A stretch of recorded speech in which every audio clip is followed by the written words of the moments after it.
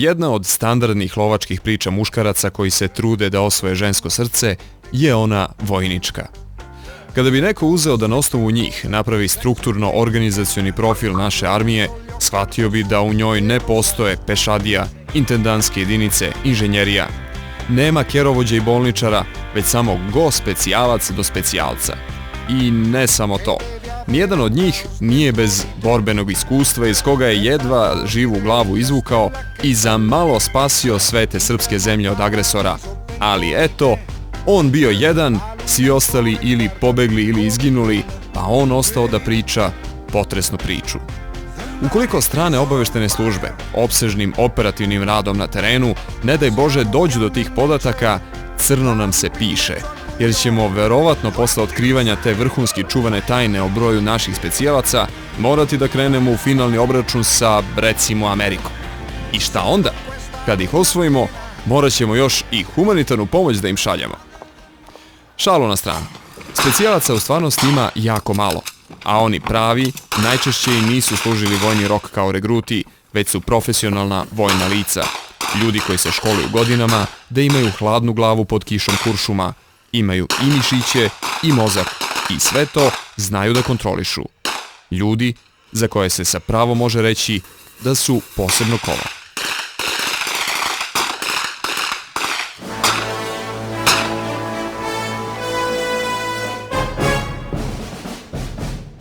Znali smo da ih ima, da postoje, ali ko su, šta su i koji su njihovi zadaci samo se nagađalo. Danas, posle sloma svetskog komunizma, raspada Jugoslavije, desetogodišnjeg rata na našim prostorima, nestanka Jugoslovenske narodne armije, o njima se zna nešto malo više, ali samo malo. Da bi zadovoljio više mušku, a manje novinarsku znatiželju, stupio sam u kontakt sa komandom ratne mornarice. Posle nepunih mesec dana stigao je zvanični poziv da posetim 82. pomorski centar i budem prvi civilni novinar kojim je dozvoljen ulaz u tu jedinicu. Osim toga, kako u dopisu bi rečeno, bit ću u mogućnosti da prođem deo ronilačke obuke u okviru te jedinice. Eto meni prilike za lovačku priču pod stare dane. Dakle, počela je cela priča vezana za obuku za specijalne jedinice. Da bi uopšte išao na tu obuku, potrebno je da budem fizički spreman, a bit ću fizički spreman ako najmanje mesec dana pre početka te zvanične obuke budem vežbao. I zato dolazim ovde u Power Gym i tražimo tamo profesora Dubravka Turka.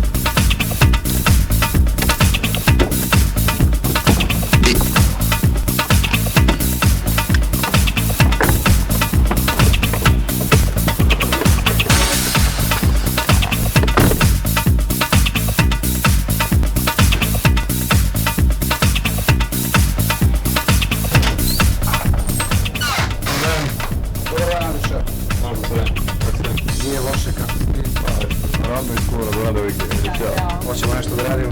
Evo, profesor, ja sam ponovno ovde spreman ko zapeta puška da počnemo sa poslom. Znači, sve kako smo se dogovorili, jedan ostaje slučionice, da i... Hvala, Glenn. Hvala.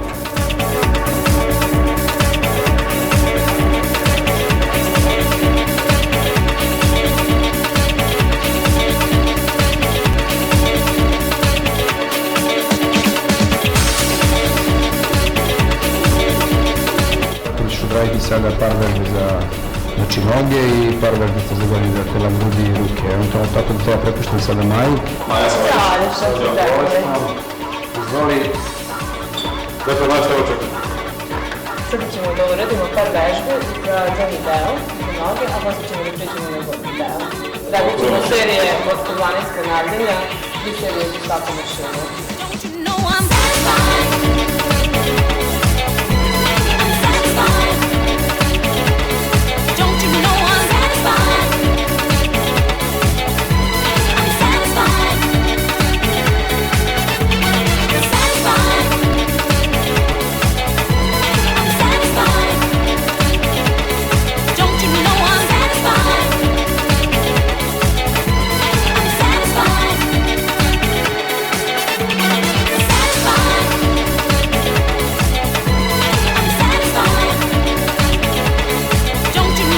Bilo je potrebno skoro 2 meseca upornog i napornog vežbanja da bih se osjetio približno spremnim da stanem pred te momke i delimično probam to što i oni. Sa pretpostavkom da sam spreman, došao sam u Institut pomorske medicine u Meljinama, gde sam zbog sebe i zbog svojih domaćina u 82. pomorskom centru morao da se podvrgnem rigoroznom sistematskom pregledu. Posle 12-časovnog putovanja od Beograda do Herceg Novog, 3-časovnog sna i septembarske zore nad Meljinama, trebalo je još i izdržati 6-časovnu medicinsku torturu. Iako se radilo o najsavremenijim metodama i nekim od najboljih medicinskih stručnjaka u zemlji, ipak mi je trebalo dosta snage i izdržljivosti da podnesem sve napore tog dana, od vađenja krvi, oko pola litre po slobodnoj proceni, pa do simuliranog spuštanja na dubinu od 30 metara u baro komori. Tokom svih tih ispitivanja čuo sam i puno priča sa ne baš srećnim završetkom, o kolegama roniocima koji se nisu pridržavali pravila ili o događajima koji su se uprkos svim zakonima verovatnoće ipak dešavali. Pa stoga opreza nikad dosta, kao ni medicinskih pretraga. Neke stvari koje se na kopnu i ne primećuju, na 30 metara dubine mogu u trenutku izazvati gubitak svesti i smrt kod ronioca. Bilo je na primjer slučajeva da je tokom ronjenja plomba ispala iz zuba i ugušila ronioca. Pomoći od toga ispod površine nema, zato se sva ova ispitivanja kod pomorskih diverzanata ponavljaju redovno i rigorozno.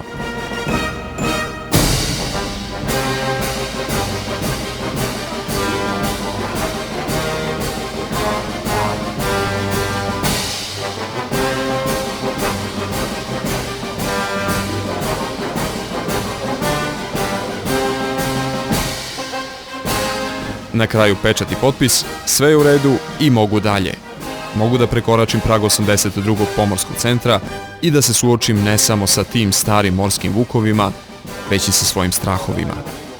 Prvi od njih bila je pomisao na susret sa onim najiskusnijim, onima koji su prošli sve i svja u tom poslu.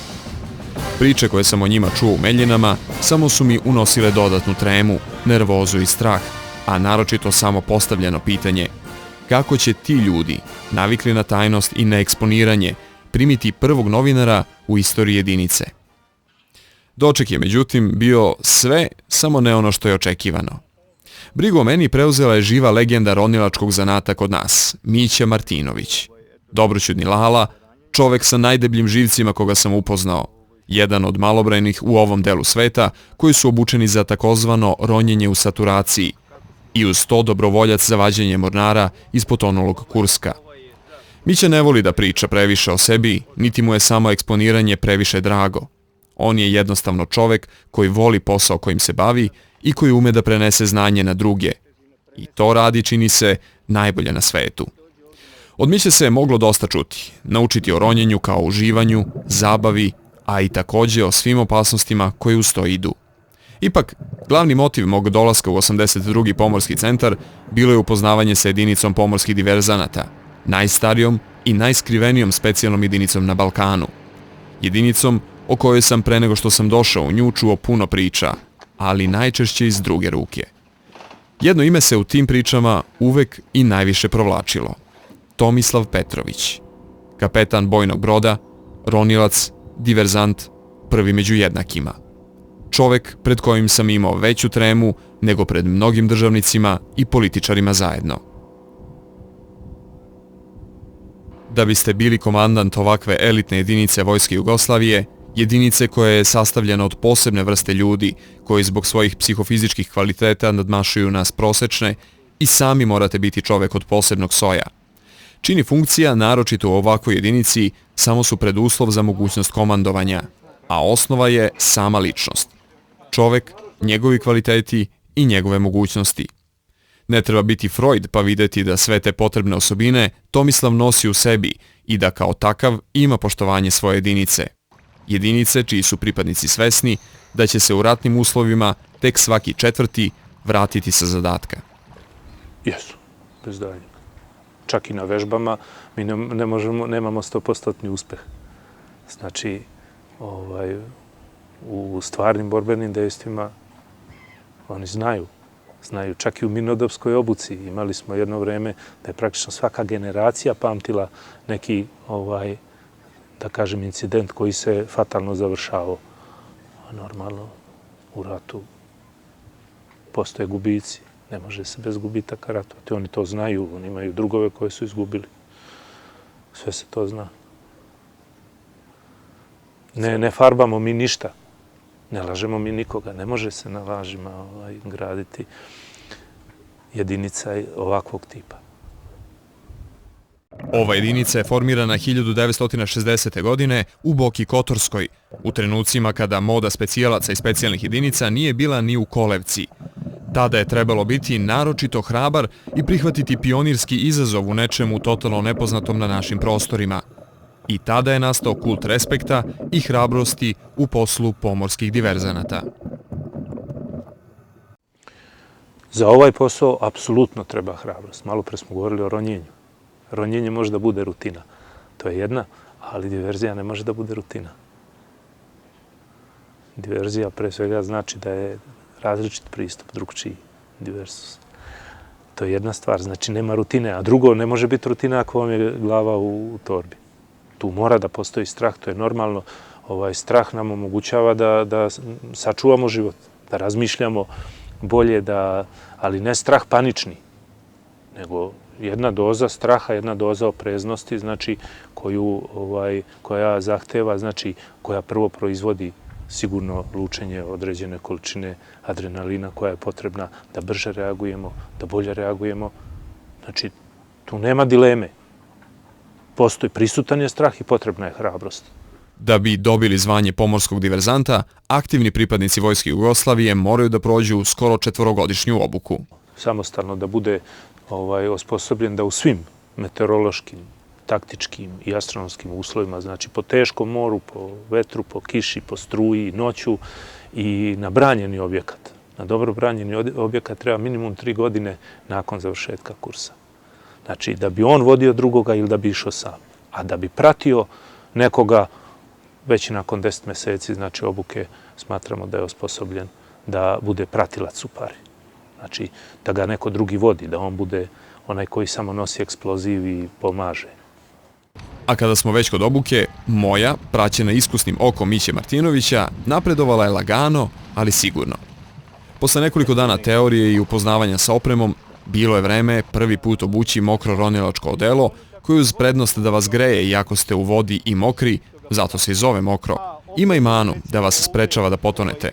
Zbog toga je potrebno tu njegovu takozvanu pozitivnu plovnost poništiti olovnim tegovima. Iskusni ronioci to uspevaju regulisanjem količine vazduha u plućima i njima je generalno potrebno manje tegova. Na primjer, Mića je imao 4, dok sam ja kao početnik oko struka morao da stavim 10 kg olova.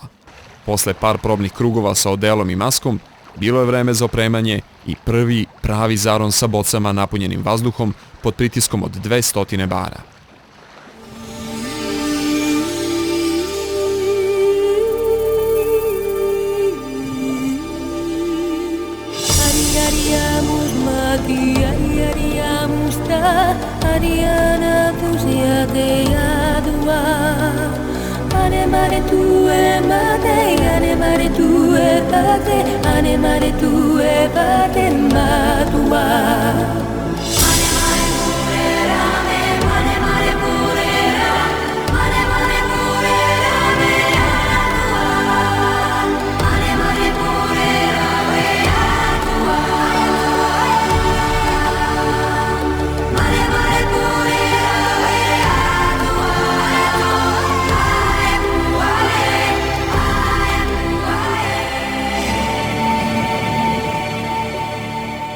Postoji sigurno jedan odnos prema podmorju.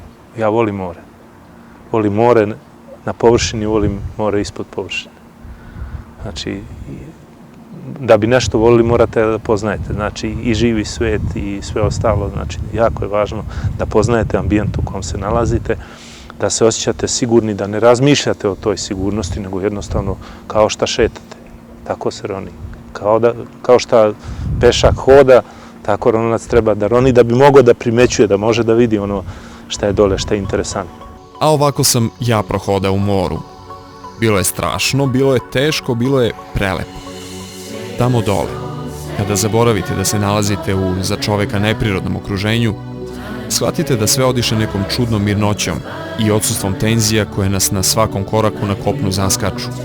Kako Mića reče, ako želiš da letiš, ne trebaju ti krila, već peraja.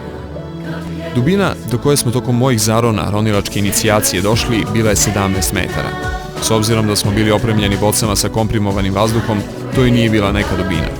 Takve boce, opremljene standardnim regulatorima, nisu pogodne za izvršavanje diverzija, kako zbog težine od oko 20 kg i glomaznosti, tako i zbog mehurića koji izlaze na površinu i jasno ukazuju na prisustvo ispod vode. Iz tih razloga, diverzanti koriste aparate sa zatvorenim krugom disanja, iz kojih ne izlaze nikakvi mehurovi. Ti aparati, međutim, ograničavaju i dubinu ronjenja. Naša ronjenja su uglavnom plitka, vi znate, ronimo na kiseonik, zatvoreni krug disanja. To su plitka ronjenja, fiziološki ograničena na 7 metara dubine. Većina vaših aktivnosti se obavlja noću i zadataka koje obavljate noću. Kakvi su uslovi ronjenja noću? Kako to uopšte izgleda? Koliko vidljivosti imate noću kad zaronite? Pa nema vidljivosti, znači postoji dva, da kažem, načina ronjenja i izvršenja zadataka u vodi noću. Znači, jedan je kad ronimo uz obalu po nekoj izobati, znači kad je cilj negde usidren ili vezan uz obalu. To je lakša varijanta. Znači, onda, zavisno od toga koliko je noć mračna, vi možete da vidite dno, obrise dna. Obrise, znači. I tako se i približavate cilju. I druga varijanta je kad sa otvorenog napadate cilj koji je na otvorenom ili uz obalu. Znači, najveći deo putanje koju prelazite, znači onog vremena pod vodom, vi ronite, a da ne vidite ništa, apsolutno osim svog instrumenta. A to je dubinomer i kompas. Znači, oni su vam jedini, da kažem, jedina stvar koju vidite. Imaju fluorescentne, znači, kazaljke i vi držite kompas i gledate dubinomer i idete po kursu. Stvar je iskustva da ne menjate dubinu. Znači da ne propadate, da budete dobro balansirani, da ne propadate pa da imate problema sa ušima ili da ne izronjavate pa da negde pred ciljem da bućnete po površini ili tako nešto. Znači sigurno jedna jako, da kažem, jedno jako zahtevno i teško ronjenje. Znači diverzija noću u moru traži stvarno jednu i fizičku i psihičku spremnost na takve uslove. Akcije pomorskih diverzanata nisu tako spektakularne kao akcije na kopnu, a još manje nego akcije u hollywoodskim filmovima. Većinom su zasnovane na prikradanju, dugom boravku u moru i neograničenom strpljenju. Pravi pomorski diverzant mora da bude strpljiv i da se, kako oni kažu, u vodi kiseli i po 5 sati da bi ugrabio pravi trenutak za izvođenje akcije. Za to je uz izuzetnu fizičku kondiciju i psihičku stabilnost neophodna i adekvatna oprema, koja ronioca može odvesti ispod vode neprimećenog do cilja i do 10 km. Ronilica je jedno od osnovnih prevoznih sredstava za takve zadatke. Autonomni pogon i nezavisno snabdevanje kiseonikom omogućavaju dvojici ronilaca boravak pod vodom i duži od 10 časova.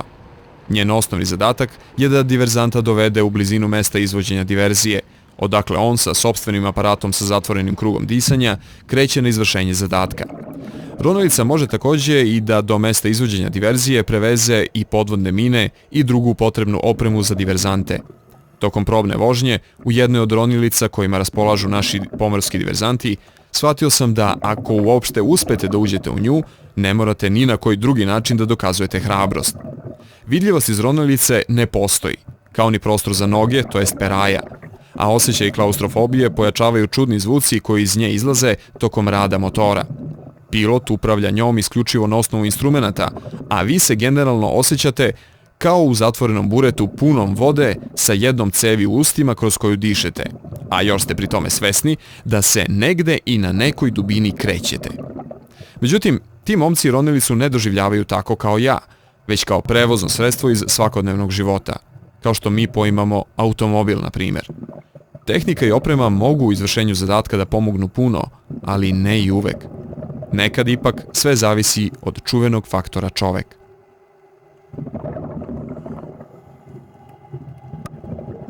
Ronio sam u svim mogućim uslovima, pogotovo u Dunavu, u tim ratnim uslovima, recimo u Dalju, kad je bio pogođen naš minolovac Neštin. i kad su poginula 2 čoveka, ja sam bio taj čovjek koji je vadio taj minolovac. To je bio novembar mesec, da je temperatura vazduha bila -17, a temperatura vode 0,2 stepena. I tu sam 2 dana radio, po 5-6 sati sam bio u ovom modelu koji me vidite. Znači, bez suvog odela, bez ikakve dodatne ronilačke opreme. I posle 2 dana? Pa, potpuno normalno, ideš dalje na zadatke, nema nikakve veze. Uradili smo to što smo mogli da uradimo, povezali ga. Ljudi su, što kaže, njima je, koliko sam ja došao do zaključka, daleko hladnije bilo onima koji su bili na površini nego meni pod vodom. Boris je još jedan od ljudi iz jedinice koja po NATO standardima ima A klasifikaciju. Jedinice u kojoj dolaze isključivo dobrovoljci iz vojnih škola i akademija. Jedinice u kojoj svaki pripadnik govori 4 jezika, od kojih je albanski obavezan. Zbog izvođenja operacije u dubini neprijateljske teritorije i izvršavanja obaveštenih zadataka, lica pripadnika ove jedinice se ne pokazuju. Oni su učestvovali u borbenim operacijama i na vodi i na kopnu tokom prethodnih 10 godina. Treniraju svakog dana, a uz ronilačku obavezni su da prođu i padobransku obuku. Koriste sve vrste domaćeg naoružanja, a na raspolaganju im je i deo izraelskog ručnog oružja. Pošto se podvodnim aktivnostima gubi eksplozivnost i izdržljivost van mora, posebna pažnja se posvećuje fizičkim aktivnostima na kopnu, pa su zbog toga, na primjer, redovni marševi od 40 km sa 25 kg opreme na leđima. Diverzanti se obučavaju da izvršavaju zadatke pojedinačno ili najviše u paru i baš zbog toga međusobno poverenje je na vrhu liste prioriteta jedinice. Poverenje u svakog od njih mora imati i komandant. Pa imam apsolutno poverenje da hoće. Da li možete da im postavite, da im poverite bilo koji zadatak vezan za izvođenje? Apsolutno. Što se tiče volje, da. A na meni je da procenim da li oni to mogu stvarno. Znači, nije stvarni zadatak, nije samo pitanje naše uvežbanosti, nego i procene s čim će se sresti tamo. Znači, treba poznavati cilj, treba poznavati onoga ko brani cilj koji napadaš. Njegov način odbrane, njegove mogućnosti, tehnologiju koju će primeniti. Znači, postoje neke stvari koje ne mogu da se urade. Znači, postoje tehnička sredstva koja u nekim uslovima onemogućavaju izvršenje diverzije. Ali to su jako skupa sredstva, na malom prostoru mogu da se koriste i znači važno je izabrati cilj koji možeš da napadneš uspešno. Znači da možeš da izvršiš, da završiš posao, a ne da pođeš i da izgubiš ljude ili sebe, a da ne napraviš ništa. A svi ti momci su ljudi od krvi i mesa, koji, kao i svi mi ostali, imaju uobičajene probleme koji proističu iz svakodnevnog života. Probleme u kojima svakodnevno žive njihove porodice, koje osim najčešćeg bremena podstanarskog života, moraju da se nose i sa svakodnevnim razmišljanjem na temu hoće li i danas biti sve u redu. Naravno, u porodici se sve zna. Mislim, osim nekih detalja koji se, čak i oni se saznaju s vremenom, nemoguće, jer to su odnosi koji ne bi bili u redu. To su priče o tome da porodica ne zna. Pa, kako gledaju. Pre svega, meni su deca još uvijek relativno mala, verovatno osjećaju, neverovatno, nego oni to izražavaju, nedostatak. Međutim, mi dosta provodimo vremena zajedno. Strah koji vlada u porodici, pogotovo kod supruge. Kod ćerke ne, jer ona je, eto tako, da kažem, sportski nastrojena, dok kod supruge je veliki strah. Uvek, to sam saznao, ne mogu da kažem na početku karijere, ali zadnjih godina znam to da je uvek strahuje kad se ja nalazim pod vodom. Uvek, zato što ona je to probala nekada da radi i nije joj išlo. I od tada ja verujem da ona ima ogroman strah, tako da ja ni ne pričam o tome. Pogotovo što sam ja nekada davno još imao neki incident pod vodom, pa verovatno da je i to bilo. Znate, kada očekujete muža da se vrati u 2:30 kući, a on ne dođe, nego mu jave da je stradao na ronilačkom incidentu, nije bilo ništa strašno, ali morao sam da provedem u komori 5-6 sati da bi se vratio, što kaže, u normalu i onda sam došao kući i onda su te traume nastale i te traume i dan danas stoje, ostale su. Boris, Tomislav i Mića neće još dugo obavljati ovaj posao jer ih uskoro očekuje penzija. Iza njih ostaje mnogo neispričanih priča koje zbog prirode posla nikada neće izaći na svetlo dana. O onome što